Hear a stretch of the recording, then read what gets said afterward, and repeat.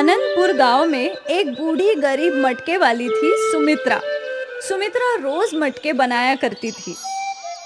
अम्मा, ये मटका कितने का है? 200 रुपए का है बेटी। अरे बाप रे, इतने में तो स्टील का घड़ा आ जाता है अम्मा। मैं तो इसके बस 100 रुपए ही दूंगी। अरे बेटी, वो मटका बहुत बड़ा है, 100 रुपए बहुत कम होंगे। 120 रुपए से ज्यादा अब हम नहीं दे सकते। ठीक है, ले जाओ। सुमित्रा रोज मटके बनाया करती थी। मटके खरीदने वाले ग्राहक हमेशा भाव ताव करते थे। सुमित्रा की आमदनी दिन ब दिन घटती जा रही थी। माँ, आपने वो मटका इतने कम दाम में क्यों बेच दिया? अब क्या करूँ, तू तो देख ही रही है मेरा हाल।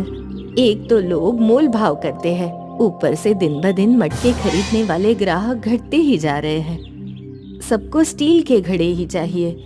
अब तू ही बता क्या करूँ।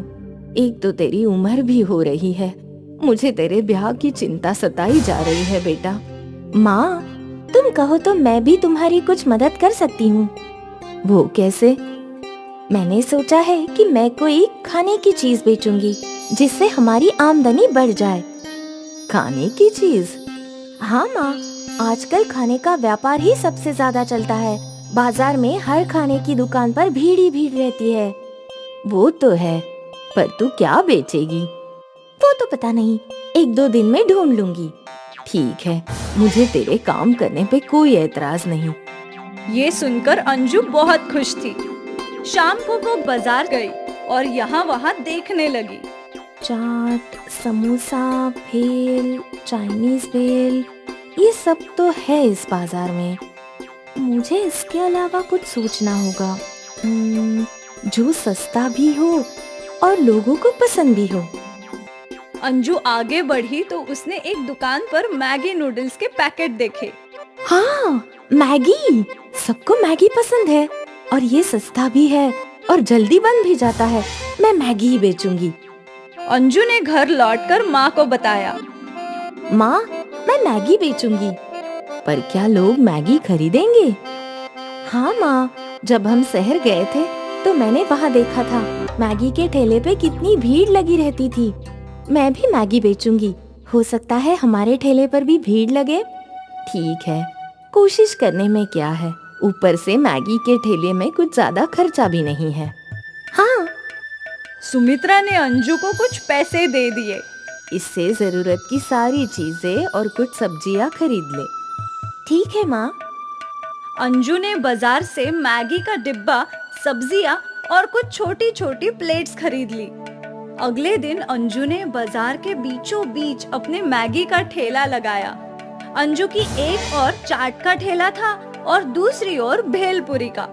चाट और भेलपुरी के ठेले वाले अंजू के ठेले पर नजर गड़ाए बैठे थे। अंजू ने मैगी के पैकेट्स अच्छे से लगा दिए जिससे ग्राहक उसके ठेले पर आकर्षित हो। कितने की है मैगी? सादा मैगी 15 रुपए और वेजिटेबल मैगी 20 रुपए।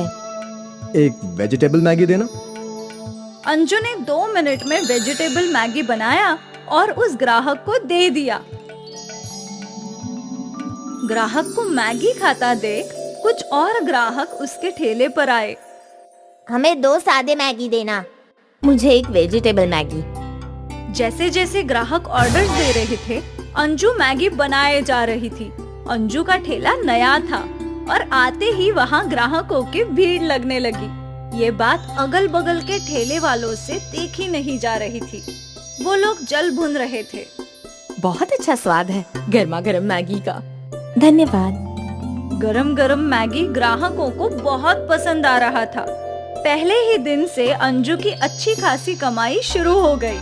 वो बहुत खुश थी। अंजू की कमाई देखकर सुमित्रा भी बहुत खुश थी। अच्छी बात है बेटा, तू ऐसी ही हमेशा खुश रहे। अंजू को अच्छा लग रहा था। आखिर वो अपनी माँ की थोड़ी सी मदद कर पा रही थी। वैसे भी सुमित्रा ने बहुत कष्टों से अंजू की परवरिश की थी। अगले कई दिनों तक अंजू का मैगी का ठेला अच्छा चल रहा था। ग्राहकों की भीड़ अक्सर वहाँ जमी रहती और अंजू की कमाई भी अच्छी हो रही थी। पड़ोसी ठेले वाले परेशान थे। एक दिन की बात है, अंजू ने ठेला लगाना शुरू किया। मैं तो घर से चम्मच लाना ही भूल गई, अभी लेकर आती हूँ। अंजू घर की ओर दौड़ पड़ी और यहाँ मौका देखकर उस पड़ोसी ठेले वालों ने उसके बर्तन चुरा लिए, उसकी कढ़ाई और प्लेट्स वगैरह। अब इन चीजों के बगैर कैसे मैगी बनाओगी? हाँ, हम भी देखेंगे। जब अंजू लौटी तो उसका सामान गायब था। आपने मेरी कढ़ाई और बर्तन देखे क्या? हमने नहीं देखा। आपने? हमारे पास समय ही नहीं है किसी और को देखने का। अब अंजू परेशान हो गई। वो घर की ओर वापस दौड़ पड़ी। क्या हुआ? अंजू ने सुमित्रा को चोरी की बात बताई। अब नई कढ़ाई और प्लेट्स खरीदने में वापस पैसे जाएंगे। तभी सुमित्रा का ध्यान मिट्टी की हंडी और छोटे छोटे मटकियों पर पड़ा। पर फिलहाल के लिए तू ये इस्तेमाल कर सकती है। मटकी की हंडी में मैगी बना और इन छोटी मटकियों में ग्राहकों को दे। पर माँ, आज के लिए ये कर ले, कल देखते हैं। ठीक है। अंजू ने वो मिट्टी की हंडी और छोटी मटकियाँ उठाई और वापस ठेले पर लौट आई और उसने अपना ठेला अच्छे से सजा दिया। इस बार उसके ठेले में कढ़ाई के बदले मटकियाँ। आज ये क्या नया है? अंजू को समझ नहीं आ रहा था कि वो क्या बोले। मटका मैगी? मटका मैगी? ये कुछ अलग है। मुझे एक वेजिटेबल वाला दो। अंजू ने मिट्टी की हंडी में मैगी बनाई और छोटी मटकी में ग्राहक को परोसा। उस ग्राहक ने वो मैगी चखी।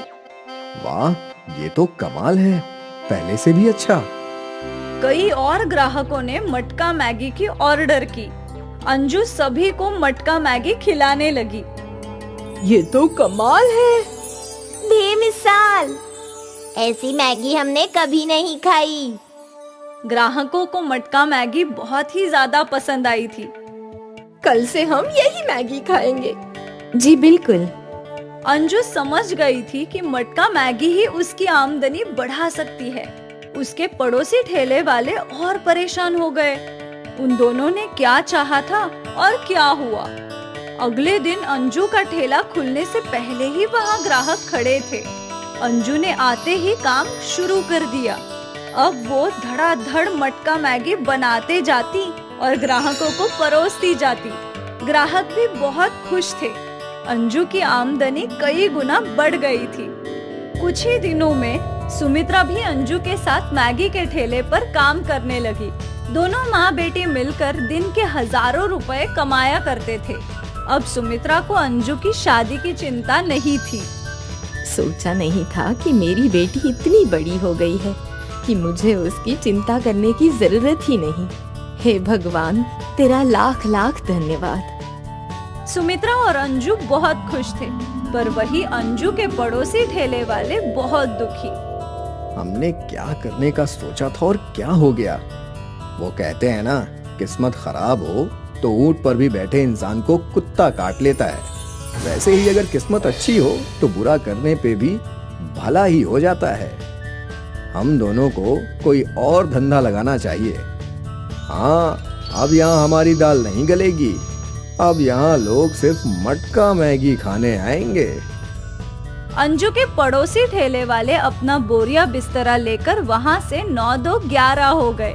अंजू का मटका मैगी दिन ब दिन तरक्की करता जा रहा था। उसे कहाँ पता था कि मजबूरी में इस्तेमाल किया हुआ मटका कमाल कर जाएगा।